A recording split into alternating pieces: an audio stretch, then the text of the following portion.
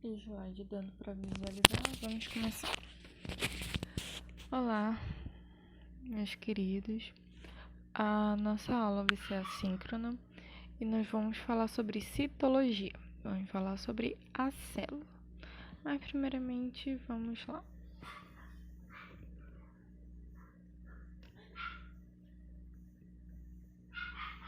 Opa. Teoria celular.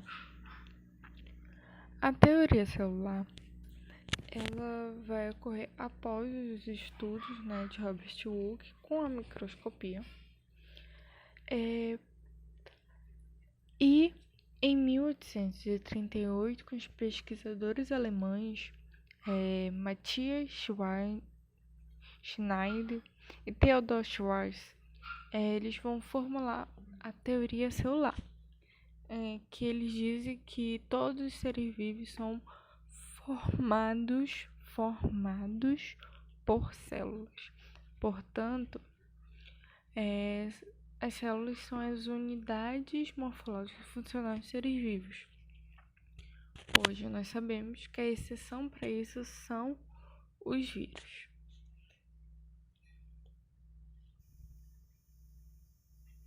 Vamos lá para a célula propriamente dita. A célula é constituída por membrana plasmática, citoplasma e núcleo. A membrana plasmática ela é o envoltório celular presente em todas as células aí. E ela é lipoproteica, porque ela é constituída principalmente por fosfolipídios e proteínas. Nós vamos ter uma bicamada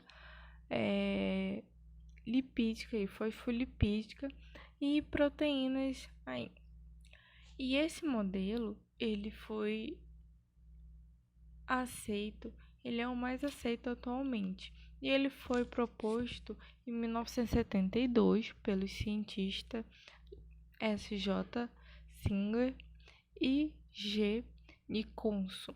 E ele é denominado como o modelo do mosaico fluido, porque a membrana não é aquilo algo estático, mas sim ela é fluida, tem uma movimentação ali.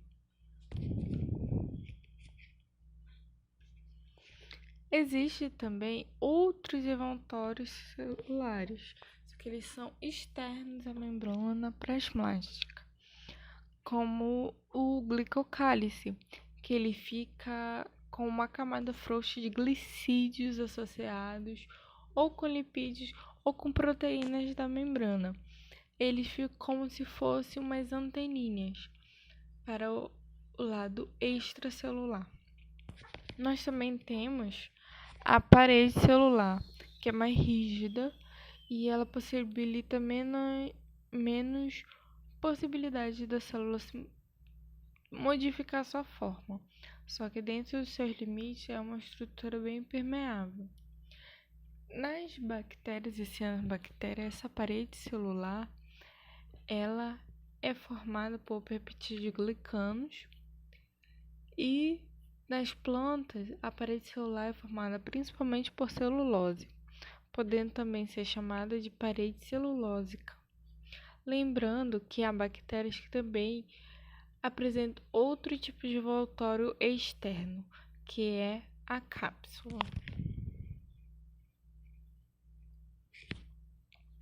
A membrana plasmática ela tem principalmente a função de proteção da célula e também de regularizar a entrada e saída da célula. Ela vai selecionar o que pode ou não pode entrar ou sair da célula. E nós temos processos para essa troca, no meio extracelular pelo meio intracelular. Pode ser com gasto de energia ou não. Primeiramente, vamos para os processos passivos.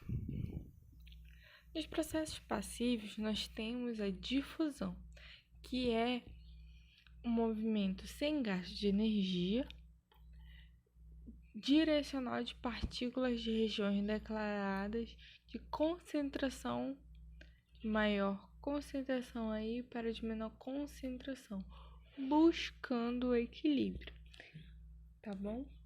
Já a difusão simples é a passagem de pequenas moléculas lipossolúveis através da bicamada lipídica da membrana. Ela vai passar aí, né, pela bicamada lipídica. Já a osmose, ela também não há gasto de energia, mas ela vai passar do meio hipotônico para o meio hipertônico, tá? Onde estiver mais concentrado, ela vai passar para o meio menos concentrado aí. E nós temos aqui as soluções. As soluções isotônicas são a que está igualado aí. Iso igual.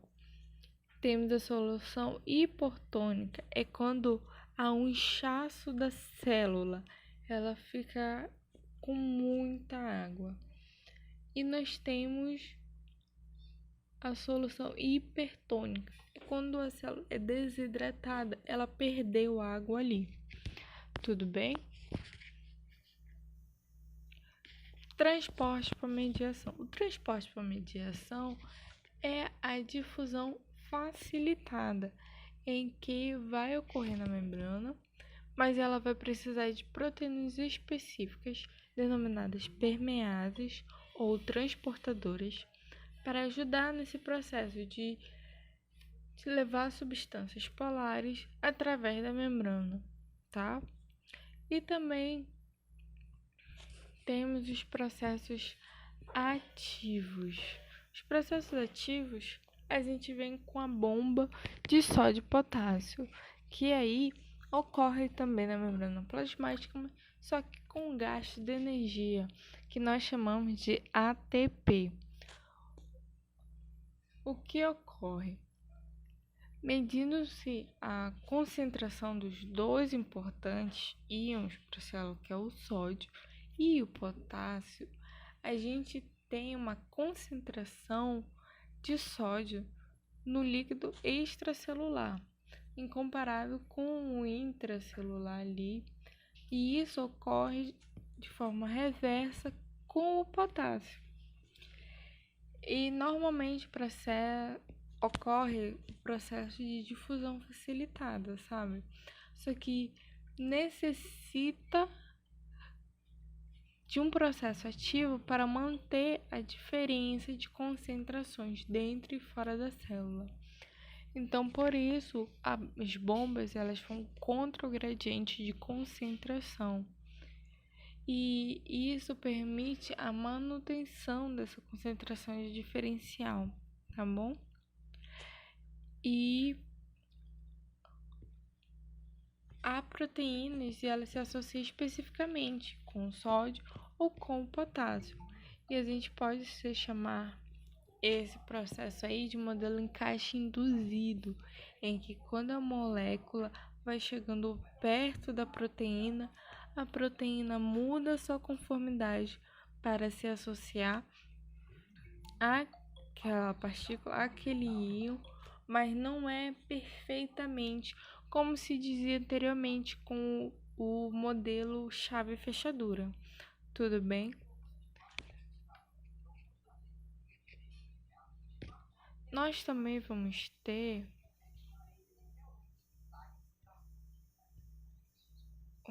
deixa aqui. Nós também vamos ter os transportes em blocos ou processos mediados por vesículas. É quando há a entrada de partículas ou micro-organismos na célula. Nós temos os dois processos básicos, que é a endocitose, quando existe o processo de entrada da célula, e ela pode ocorrer por dois processos básicos, que é a fagocitose, que é o processo de ingestão de grandes partículas, e a pinocitose, que está relacionada aí com a ingestão de moléculas dissolvidas em água, como polissacarídeos ou proteínas. É o vulgo a água, a célula bebê água, tá? E nós temos o processo de exocitose, que é o processo de saída da célula aí. ele é muito frequente nas células com a função secretora e também por ela não ser eliminada resíduos de material digerido dentro da célula. E esse tipo é denominado de plasmotose ou dedicação celular, tá? Defecação celular. Bem, vamos para o citoplasma. O citoplasma, há uma diferença entre o citoplasma das células procarióticas e das eucarióticas. As procarióticas eles são muito mais simples. E o citoplasma é formado por uma matriz rica em água com diversos íons e moléculas dissolvidos aí. Mas não existe estruturas delimitadas com membrana, não existe organelas membranosas. Uma exceção para essa generalização é o mesossomos, ok? Que ele tive uma invaginação da membrana plasmática para dentro do citoplasma, presente, tá? Em somente alguns tipos de bactérias. E as membranas fotossintéticas, que está presente no citoplasma das células bactérias, né? E também de algumas bactérias. O citoplasma das procarióticas, ele é imerso em ribossomos, que são formados por proteínas associadas ao ácido ribonucleico ribossômico, tá bom? Já a questão do material genético, ele é uma molécula principal circular de DNA e ele vai se encontrar numa região chamada nucleóide, e essa região pode conter também plasmídios. Já nas células eucarióticas,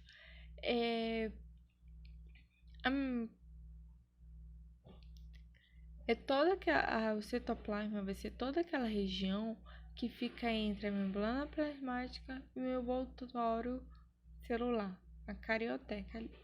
E ele é fluido, principalmente por causa do citosol, mas também pode ser chamado de aloblasma ou citoplasma funcional, ok? E ele é composto basicamente por água, íons e moléculas, substâncias necessárias à síntese de moléculas orgânicas. No citoplasma dos eucarióticos, nós vamos encontrar principalmente ribossomos, inclusões citoplasmáticas, que são as estruturas não membranosas temporárias e que geralmente representam a forma de reverso de substâncias na célula, o citoesqueleto, que é responsável pela forma e sustentação interna da célula, pelo movimento citoplasma e pela contração das células musculares. Também vamos ter as organelas membranosas, que são estruturas delimitadas por membrana. E as organelas, elas estão presentes em praticamente todas as células eucarióticas e elas são retículo endoplasmático liso e rugoso, complexo de Golgi, ou pode ser chamado de Golgi, lisossomos, peroxissomos e mitocôndrias. A principal função deles aí é a questão de sustentação e movimentos celulares. Nós temos o citoesqueleto, centríolos, cílios e flagelos. A questão de síntese, armazenamento e transporte de macromoléculas vai ser desenvolvida principalmente por ribossomos, retículo endoplasmático, complexo de Golgi, lisossomos, peroxissomos e vacúolos. Já para metabolismo genético das células, vamos ter o processo de obtenção de energia, fotossíntese e quimiossíntese, e da liberação de energia, que é fermentação e respiração. E eles são inclusos o citosol, os plastos e as mitocôndrias. Mitocôndrias, células animais, tudo bem? Um pequeno adendo aqui é que os cílios, eles são mais curtos em relação aos flagelos e eles estão presentes em grande número. Eles sempre estão em grande número aí. E eles só fazem movimento rígido com um chicote de um lado para o outro. Já os flagelos, eles são mais longos que os cílios e eles podem ser encontrados isolados ou em pares. E eles podem fazer movimentos ondulatórios. Vamos para o núcleo. O núcleo, ele é a estrutura presente nas células eucarióticas e é responsável pelo controle aí das funções celulares. E o núcleo ele é constituído pelo envelope celular, pelo nucleoplasma, pela cromatina e pelo núcleo. Tudo bem? O envelope celular é a estrutura que separa o material nuclear do citoplasma aí. E ele é formado por duas membranas lipoproteicas. E entre elas há uns espaços denominados de espaço perinuclear. E ele também apresenta poros, que é por onde é delimitado espaços para que ocorra trocas de substâncias entre o núcleo e o citoplasma, tá bom? E cada poro possui um complexo de proteínas para regular essa entrada e saída de substâncias, para ter um controle do que entra e o que sai do núcleo. Já o nucleoplasma, ele é constituído por substâncias dissolvidas em água, tá? E a cromatina é o DNA associado com estonas. E mais lá para frente a gente vai ver que ele vai se transformando no cromossomos. Mas assim, sem a divisão celular, nós chamamos de cromatina, que é o DNA associado com estonas. E nós temos o nucleolo, que são o local de síntese do ácido ribonucleico ribossômico, tá bom? Um adendo para vocês é que a maioria das células eucarióticas são mononucleadas, possuem somente um núcleo, mas existem células que podem ser binucleadas, multinucleadas e anucleadas. Tudo bem? Agora vamos passar para o nosso segundo slide.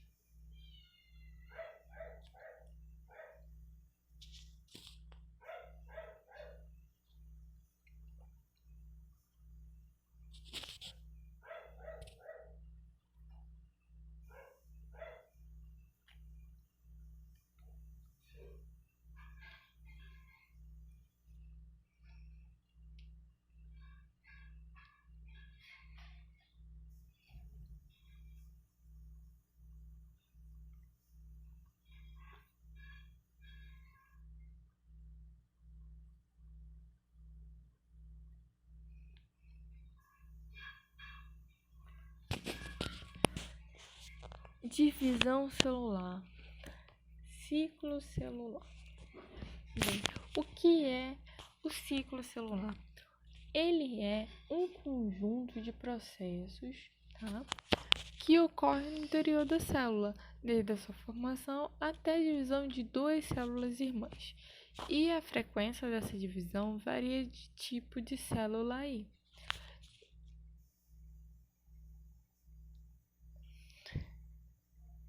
Como eu acabei de explicar. Bem, nós temos tipos e exemplos aí. Temos círculos curtos, médios e longos. E exemplos para cada um deles nós temos as hemácias e nós temos para círculos curtos os tecidos ósseos, para círculos médios e longos nós temos os neurônios, que eles podem praticamente não se renovar. Nós temos no ciclo celular duas etapas, a interfase e a divisão celular. A interfase é o maior período da vida de todas as células e com intensa atividade. É também um período que antecede, tendo importantes processos de preparação da célula para a divisão.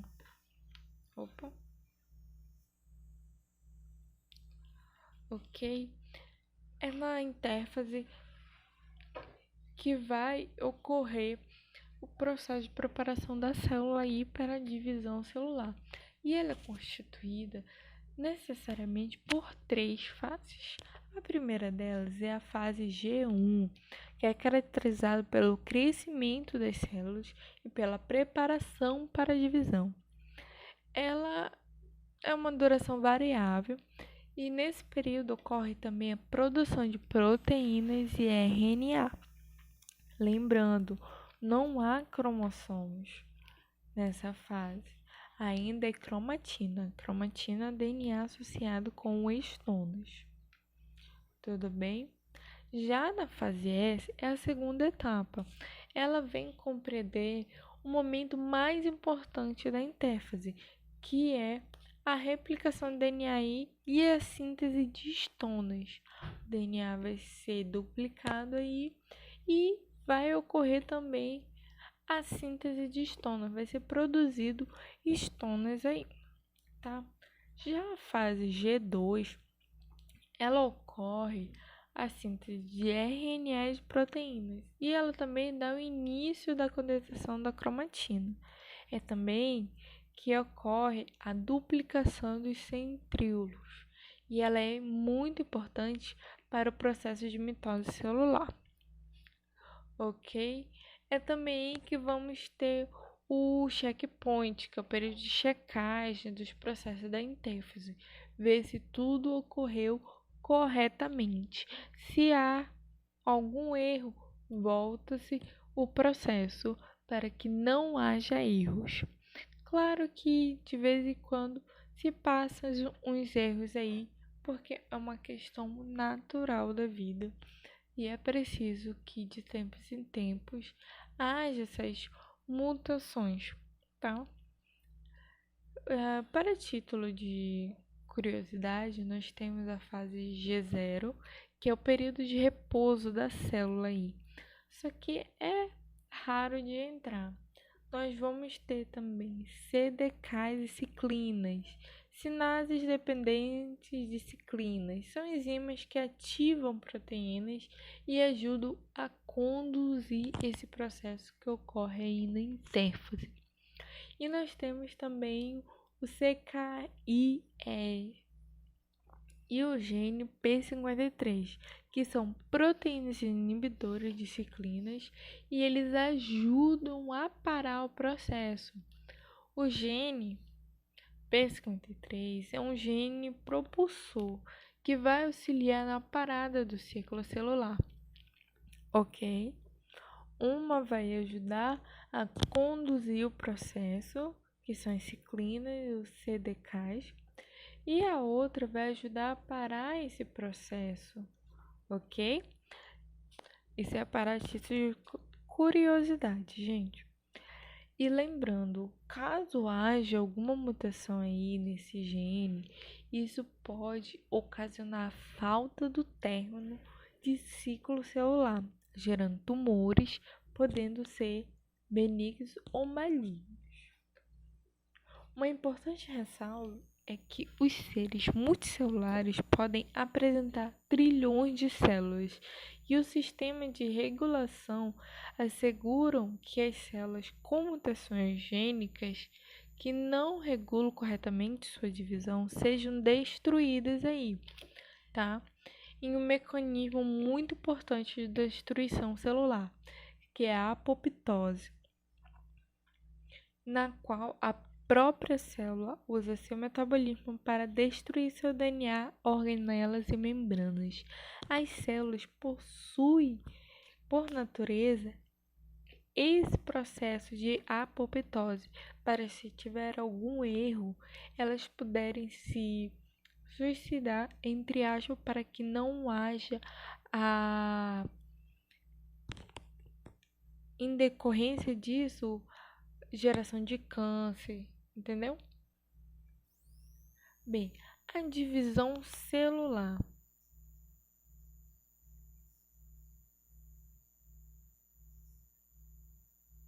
Esqueci de passar o slide, desculpa. A divisão celular é a divisão que vai fazer a manutenção da carga genética ali. E ela é uma das prioridades celulares, tá? Mais importante aí, ocorrendo em células diploides, ok? 2N, de um organismo, como em células haploides, tá? Somente um N, de certas fases de vida das plantas, ok? Vamos começar com a mitose. A mitose é quando a célula vai se preparar para gerar duas novas células idênticas à original, que a gente chama de célula-mãe e células-filhas aí, tá? Em decorrência disso, vamos ter o processo de replicação do DNA durante a intéfase, hein? Bem, em seres unicelulares eucariontes, corresponde à reprodução assexuada, e em seres pluricelulares, nos quais esse tipo de divisão é muito importante para o crescimento do organismo, pois constantemente perde-se muitas células e devem ser renovadas. Ok? Exemplo de ferimentos, assim, é preciso a renovação dessas células, ok? A mitose, ela é dividida em 4 fases. Vamos para a primeira, que é a prófase. A prófase, ela é a fase mais longa da mitose e ela tem os filamentos de cromatina que começam a se condensar, ficando cada vez mais visível em microscópios ali, tá bom? E aí vamos ter o processo de formação dos cromossomos como duas cromátides irmãs. Os centríolos são duplicados na intéfase e eles vão migrar para polos opostos aí da célula, iniciando também a formação do fuso metótico, ok? Incluindo o máster. O aparelho mitótico ele é constituído por um sistema de microtúbulos proteicos. Ok. E aí,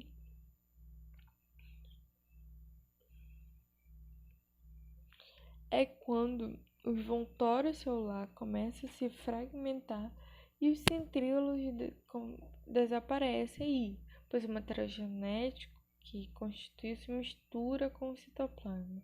Já na fase da metáfase, é a segunda fase. É onde vai o aparelho mitótico formar o desaparecimento do envoltório celular com os cromossomos mais condensados do que na outra fase, iniciando uma série de movimentos, resultando em um alinhamento de todos eles na região mediana ao meio da célula, formando a placa equatorial, tá bom? A maior condensação dos cromossomos possibilita uma maior visualização na microscopia, tá bom? Na análise do cariótipo é a melhor fase. E alguns filamentos difusos se ligam aos centrómeros dos dois cromossomos, tá bom? Para iniciar a separação das cromátides irmãs, formando-se assim as fibrilas cromossômicas. No entanto, percebe que outras fibrilas são contínuas, pois vão de polo a polo, tá? Como se fossem umas cordinhas que pegassem, segurassem nas cromátides irmãs para ajudar no processo de anáfase, que é a nossa próxima fase. Ok? A anáfase, ela é principalmente a fase de separação dos centrômeros, tá bom? Ela vai separar as cromátides irmãs aí e elas vão migrar para polos opostos da célula. Isso vai ocorrer por causa dessas fibras do fuso. Elas vão puxar para cada lado assim as cromátides, ok? A posição ocupada anteriormente pelos cromossomos duplicados garante que ocorra uma distribuição idêntica aí do material genético entre os dois polos. Para cada cromossomo, que era composto por dois filamentos condensados de DNA, passa-se a formar um filamento simples denominado cromátide.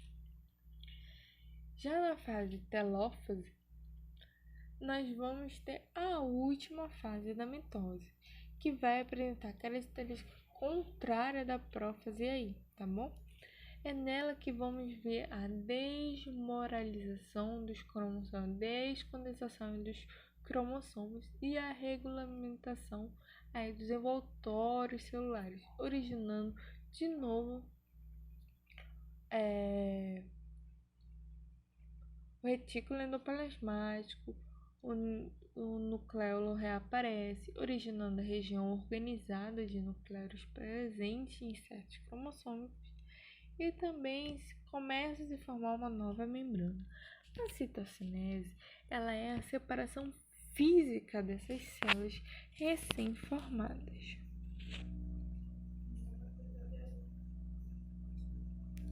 Já a meiose, ela é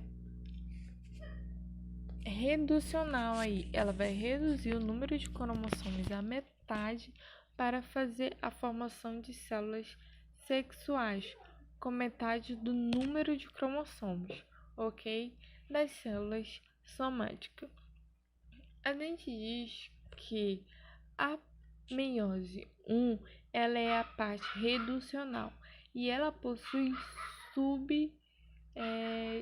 subfases, que é principalmente a fase de prófase. A prófase, também na meiose, ela vai ser a fase mais longa, e nela os cromossomos adquirem diversos aspectos característicos aí. Nós vamos ter subfases, que são leptóteno, zigóteno, paquíteno e diplóteno. Dentre eles, nós devemos nos lembrar da fase do paquíteno, ok? Que é onde há uma grande importância genética aí, que vai ocorrer a troca das informações genéticas aí, ok? Para que ocorra uma variabilidade genética maior entre as espécies. Ademais, ela ocorre, que nem a meiose. Na metáfase, vamos ter os pares de cromossomos indo para a placa equatorial, se alinhando aí e sendo ligados à fibra do fuso. Na anáfase, vamos ter um encurtamento dessas fibras do fuso, vai ser separado os cromossomos homólogos aí. Na telófase, nós vamos ter o citoplasma se dividindo aí e reconstituindo os demais que sumiram, ok? E aí vamos ter a citocinese. Já a meiose 2, ela é a etapa equacional da meiose aí. Ela é bem mais rápida do que a meiose 1 e também bem mais simples. Ela vai ocorrer eventos semelhantes à mitose, ok? Para que nós conseguimos equacionar, igualar aí as questões. A prófase 2, ela vem com uma fase bastante rápida, em que o envoltório celular é removido e se forma um novo fuso acromático. Na metáfase 2, nós vamos ter os cromossomos que se encontram no máximo de concentração da célula, ali no polo equatorial, tá? E a anáfase é onde ocorre a separação das cromátides irmãs para os polos. E destaca-se nesse evento a diferença da anáfase 1, que os cromossomos lá são duplicados, que se separam. E aqui são cromátides, ok? Já a telófase é a parte dos polos celulares aí, que os cromossomos se desespiralizam, começam a se envolver em uma nova membrana celular, tá? E cada célula se divide em duas, formando assim 4 novas células filhas haploides no processo de citocinese, que lembrando é o processo de separação física da célula. E daí se dá o fim da meiose, ok? Bem, gente, esse foi um pequeno resumo do nosso conteúdo aqui para vocês. Eu espero ter ajudado. Qualquer dúvida, só mandar mensagem ou para mim ou para os outros professores. Vamos ter também uma lista de exercícios para vocês e bom estudo!